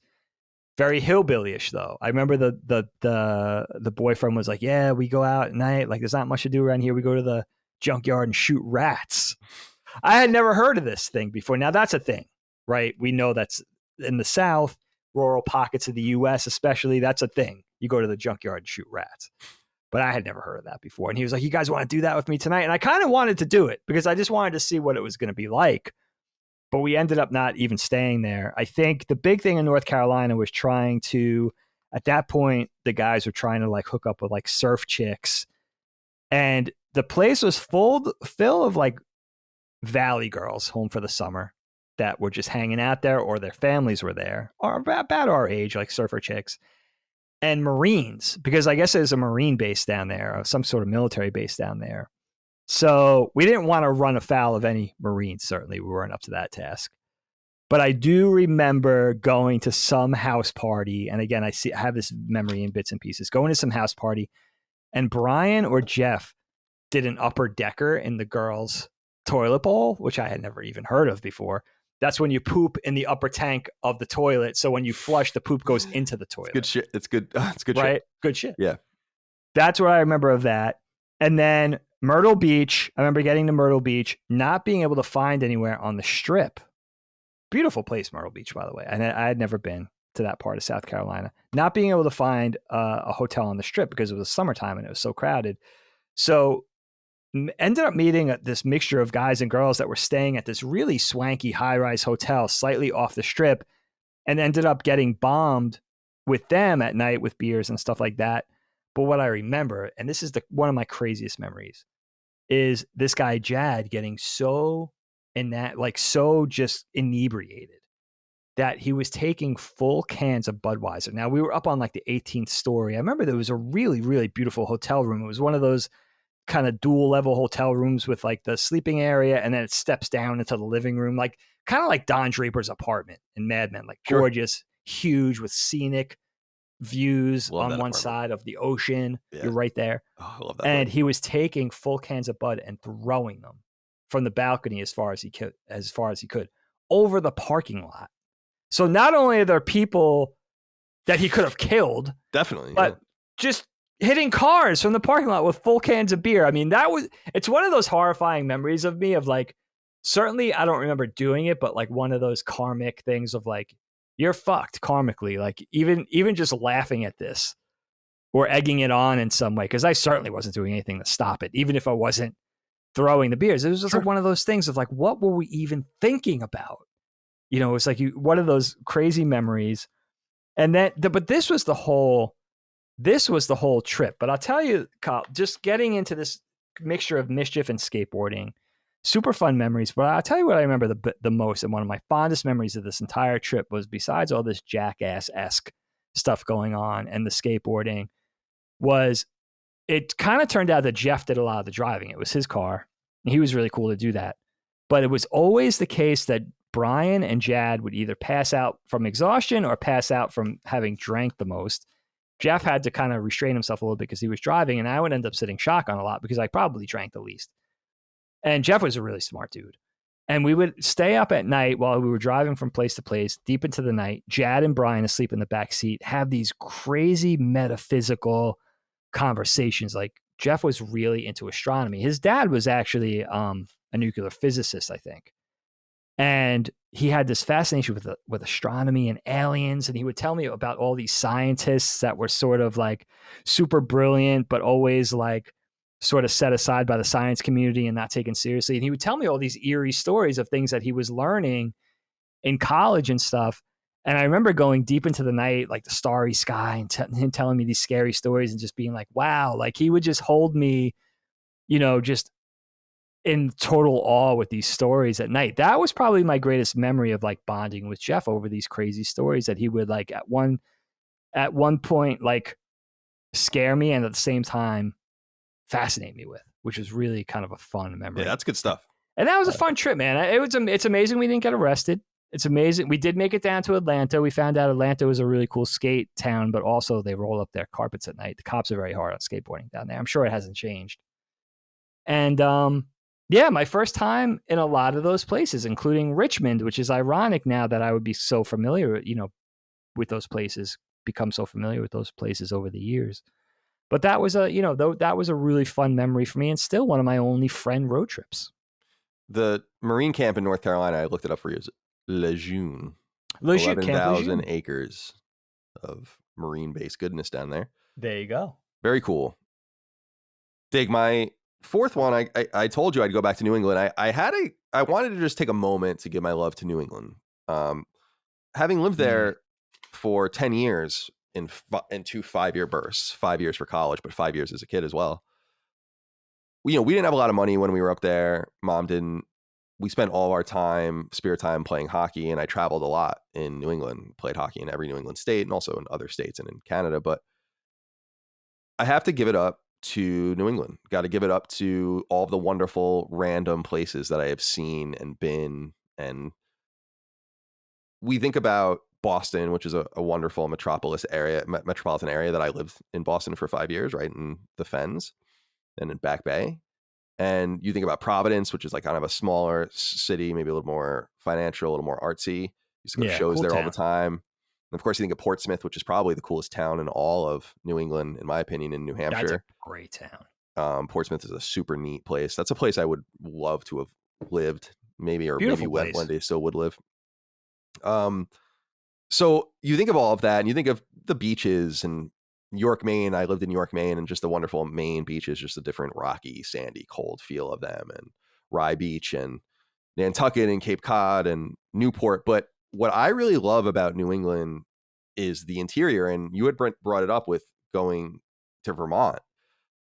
I took for granted, I think, as a kid, having just traveled all over those places. A lot of people will never go to New England, but I've been to like the most random spots in all of New England and seen some of the most beautiful stuff. And some of it I took for granted. Like there's a place called Laconia in New Hampshire where the arena, it's so cold and it's in the middle of the woods. It's outside and you just play hockey outside. And it's like, wow, that's awesome. In hindsight, you would just drive into these woods and you would just play hockey in the middle of the woods, and that would be like a small vacation you would take for a weekend as you got away from school and went and played this away game and stayed at a hotel and came home. And going up to Vermont and all the winding roads in the White Mountains and in New Hampshire and the Green Mountains in Vermont and the Old Man in the Mountain, which isn't there anymore. People should go look that up if you guys don't know what the Old Man in the Mountain is. It used to be this very specific silhouette that was iconic in New Hampshire. When you went around the bend on this highway, on this road, you would see the silhouette in the mountains of this old man, and it actually crumbled and it doesn't exist anymore. Oh, wow. But it's like, I think, when we all did the state quarters, that is on their state quarter. So seeing all this beauty, I remember skipping rocks on random lakes in Vermont and, climbing trees in the woods in New Hampshire and riding mountain bikes in the woods of Maine. And I really love New England. I think it's full of wonderful people and like a wonderful tradition. It is the oldest place in the United States. Virginia is technically older, but it wasn't as built out as quickly as New England was. And it's just, that's like America. And I encourage everyone to kind of go and see it. Because I feel like that's what I always think of is when I think about America, I think of like, I don't know why, but I just think of Massachusetts or I just think of New Hampshire. I don't really even think of Long Island or New York. I think of Long Island as home. I think of Long Island, but to have this, and Long Island's a beautiful place too, although I don't recommend you really go there. I don't know why you would go there unless you lived there. It's not an insult to it. It's just, you have no reason to be there, but it's different. I'm glad you brought it up earlier in the Vermont story, because I wanted to just kind of give my love to the many, many vacations, hundreds probably, that I took all over New England and saw so much. And I'm telling you guys, like you can throw town names in Maine and New Hampshire at me and Vermont. And I've been, not only have I been there, I probably played hockey in your little ass arena. And, how cool is that? I have all these random shirts too, like Keene, New Hampshire. And, I'm not talking about big places like Concord or Manchester or something like that. You're talking about, like I said, Laconia, Berlin, Presque Isle, shit like that. So, Caribou up in way north Maine. So I wanted to give a shout out to New England as my fourth selection. That's I like that, man. That's a proper love letter to New England. And plus you spent time living there. I even spent time living in the very southern, I would say, area of New England outside of Hartford. Mm-hmm. Just getting into New England, the Hartford suburbs. But that's actually a good segue, Kyle, for my next thing. We'll stay in New England with this one, actually.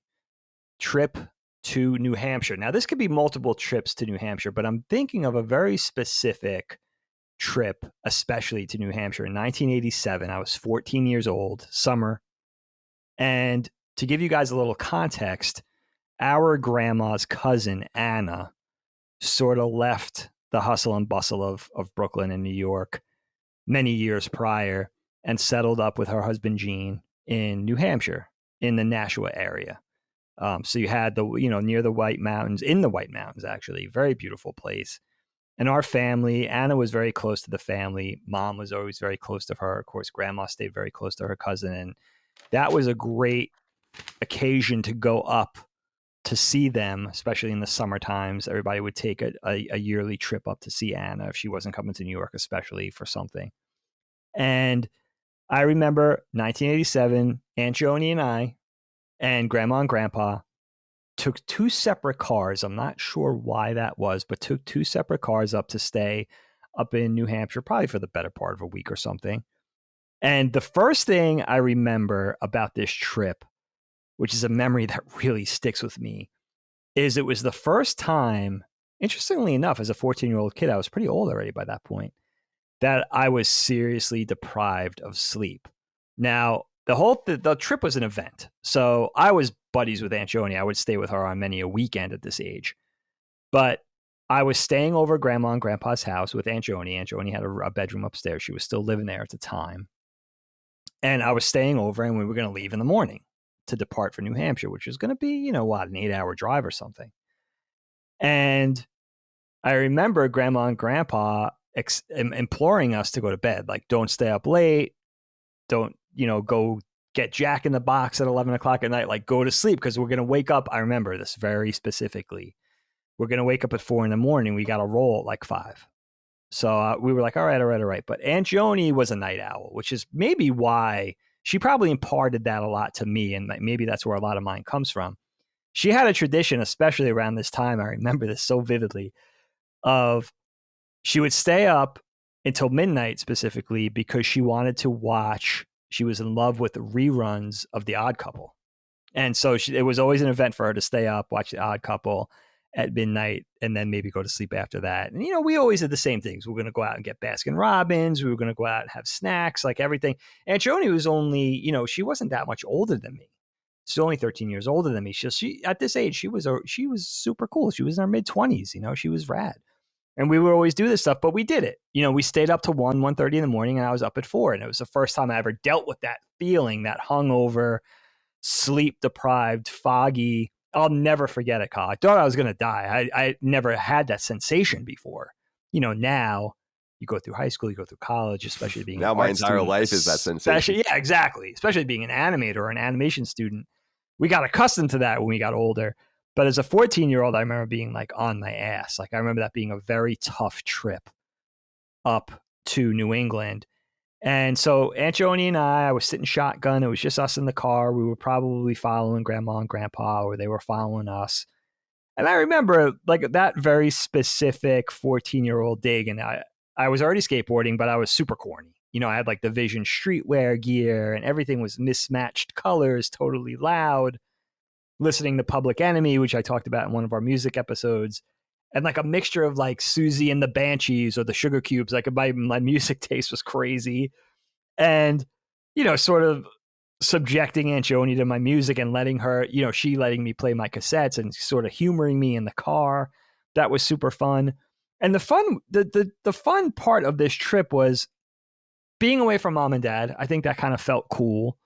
And it was also cool in retrospect to be that comfortable with other family members. You know what I mean? Like, I felt comfortable with Aunt Joni and Uncle Mike and Aunt Carla and Grandma and Grandpa, like I was with mom and dad. And it was already very cool from a young age just being with them without mom and dad, because you would get spoiled without anybody objecting to it. You know what I mean? You get the treats, you get coddled a little bit. Even at that age, you're kind of 14, early teens, you appreciate that.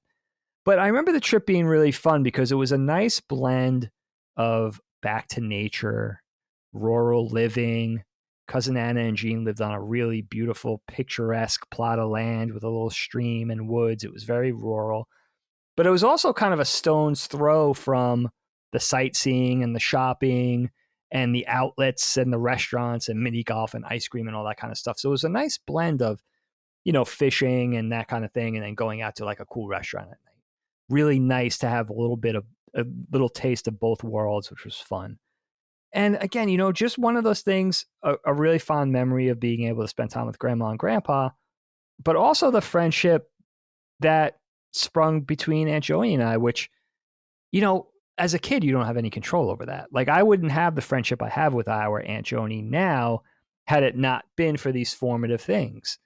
And the fact that she did that, you know what I mean? The fact that she did that with me, that she took me under her wing and kind of pursued that. And the fact that that hasn't abated, you know what I mean? I still have that kind of friendship with her, which she's still such a special part of my life. But that was a really fun trip, except for that, you know, hungover feeling of like that first thing that, again, like I know exactly what you mean. Yeah, I'm more, I have more of those nights now than I have restful nights. But, you know, being a kid and going through that for the first time, it's like taking a drug or being hungover or something. It's that same sensation. Dude, I'm so tense. Like I got a delivery today and but I was sleeping. I was like, I fell back asleep. It was like 9:45 probably.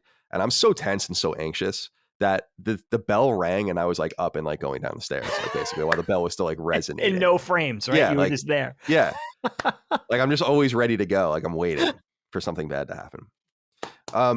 Dig, my final memory to share as we wrap this episode up is, we can always do another one of these episodes in the future because there's plenty of more memories, but I wanted to give a shout out to my two trips to the South for 311 Day with my three friends, Ramon, my best friend, and then Jay and Gus.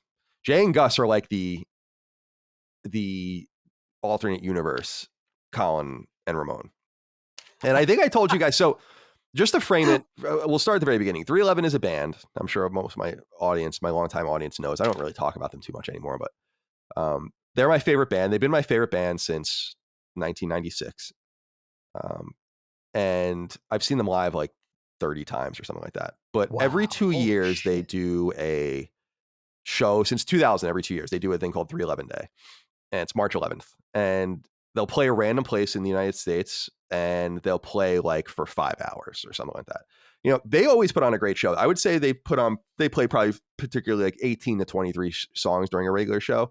During these shows, they would play like 70, right? And holy shit. And it was awesome. Like if you're a fan, and I'll also say this, I've seen a lot of shows live, just a lot of random bands. 311 is notorious for mixing it up. They'll play a different set every night. And some songs will sneak back in. You could tell like they were like, oh, we should play this and we have to play our singles and all that. But you could hear anything. And that's like truly exciting, as opposed to like when Green Day plays, they play the same set every night. And it's just all their singles and stuff, right? Which is fine. I mean, I understand that too. But so going to see them is really fun. But if you're a big 311 fan and you're into all their records, you go to 311 Day because that's when you're guaranteed to hear shit you never heard, and guaranteed to hear, they'll just play like their B-sides and interstitials and codas and all of these kinds of things. That it's really cool. And so in 2004, which was the third one, I endeavored to go. And it turns out that 311 Day 2004 is maybe the most famous one. They released a DVD, like a two DVD set for it. It's like a notorious 311 show, like a famous 311 show. And Ramon and I were freshmen in college, and we went. And I bought him his ticket. I lent him money or whatever. And we went to the airport. I remember we got a cab. We went to the airport. We had no plan. We were going to stay at a Days Inn in New Orleans and then leave the next day. Okay. And we went to the airport and we met these two dudes. We had our 311 shirts on and we met these two dudes, Jay and Gus, who were going to the show, and they befriended us and they ended up staying with us. And we're still friends with them today. I talk to Gus sometimes, but Jay especially was in LA. I used to hang out with him when I was there. Oh shit. All these years later. And we just ended up meeting them, and they were characters. And I have such funny memories of that first trip because lo and behold, they smuggle like an ounce of weed onto the plane. And when we didn't know this, when we get there, they like pull out a sock with like a rolled up bag. And they're like, yeah, because we assumed we wanted to smoke weed. That's the 311's whole thing. But it's like, we assumed like, oh, well, maybe we'll get some there. It's just not important. We're not going to obviously fly with it. These guys had a literal ounce of weed with them on the plane, and they brought it. And so we stayed at this Days Inn, and I remember it very well. It was this New Orleans Days Inn. This was before Katrina, by the way, which is interesting too. Oh, and, shit. Yeah. We stay at this Days Inn. It's one of those hotels that has like an interior. It's very common in the South, actually. Like in the doors go to this interior hallway, and like there's even windows out to the hallway, but there's no outside windows for some reason. And so we're boxing this place out, like this hotel room, watching Maury Povich. I'll never, like, we're getting wrecked watching, and we have a memory where we still bring it up when we talk to each other because it was maybe not an appropriate show to do anymore, but at the time Maury was doing like cross-dressing things, like is it a man, is it a woman? and he's walking by like the people in the audience, like talking, and this one guy describes the mic and says, "That's a man," like into the microphone. So my friend Jay still says that, like randomly, like "That's a man," like totally out of context. But so what's interesting is we end up getting into a cab, we roll a bunch of blunts, we probably have like 15, like a bandolier, right? And we go to the show, which is at this arena, and there's a line wrapped all the way around, like in a spiral around the building. And I shit you not, like they start letting people in, and we just walk into the crowd and just walk into the building. Like no joke. Like there are people waiting all day. We're stoned, and like we literally are probably amongst the first few hundred people to walk into the building. Just walking in, just go in. We sit and we watch the show, this amazing show, and we all go home. What I remember is after the show, everything just kind of worked out. Like we had no idea where we were. We just ended up walking down this street after the show, got a cab back to the hotel, and got out of there. Then 2 years later, we're still friends with Jay and Gus. 311 is now going to play in Memphis. Okay. So we decide that we're going to go to this show. This is also an awesome show. And we drive from Boston to Memphis. It is an enormously long drive. That's a long drive. And of course, just a ton of weed, right? So we're smoking like the entire time down there. And it's amazing that we like didn't get in trouble. The driver's not really partaking. Jay and Gus are kind of going back and forth, but we're just going nuts on this road trip. And we have a great time in Memphis, and we box out that hotel room, and we go down there and we see the show. The same exact thing happens. We go to the show late and just walk in amongst the I shit you not, that happened both times. Like, and I felt bad about it, but I was like, I'm just like, I don't know. I'm not waiting here you don't wait because it's free seating. Like it's like, whatever. And we weren't. So not the coolest thing to do, but that I wanted to give a shout out to those memories and just how long, because you brought up Tennessee earlier. We drove Memphis is in the far southwest corner. Tennessee is a long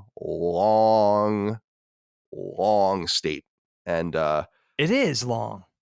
Yeah, and from side to side. But I remember that trip really well. It was just so funny going to Waffle House and Sonic, and just totally the bunch of kids coming out of it was like, my favorite scene out of Fast Times when Spicoli rolls out of the van and all the smoke comes out. That was probably us at like every stop along the way. It was so fun, and it reeked. What I remember is going to the hotel. We stayed at a nicer hotel in Memphis, and it fucking reeked like weed in this hotel, and we knew we were in the right place. It just reeked. Oh, like unabashedly just reeked. Everybody was there for that. Yeah, and it was so fun. And it actually in Memphis, we met 311. We went to a bar. This really happened. We went to a bar, just walking around, and they were all sitting at a bar. All five of them. How crazy is that? And we got like flip phone pictures with them and stuff, and they were really cool. A couple of them like kind of scattered, but a couple of them like stayed with us and talked with us, and it was really cool. That's amazing. Yeah, so that's the last memory as we wrap this episode up that I wanted to share with people. You and Ramon I feel like you need to do it again. I feel like you need to take another road trip wherever 311 Day is on that year. It's funny, on 2018, I think it was, they played in Vegas, and I tried to get tickets and it sold out. You guys could have done it. Yeah, I actually had them in my basket. The famous saga of online shopping. I had it in my basket and just couldn't check out.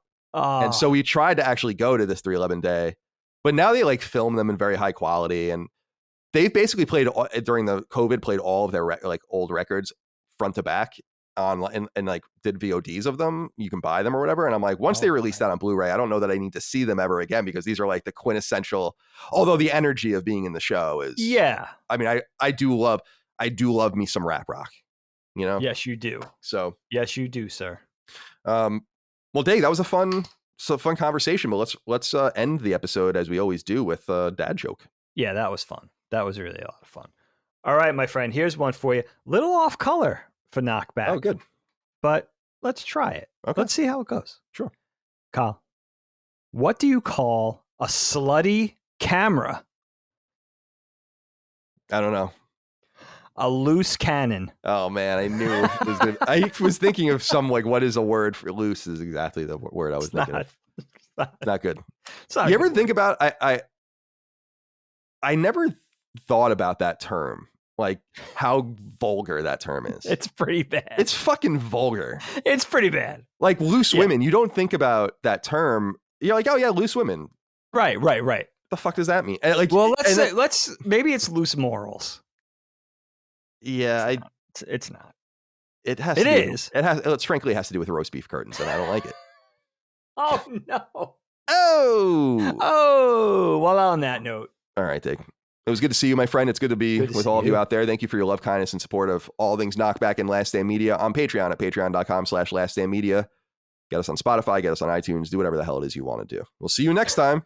Until then, goodbye.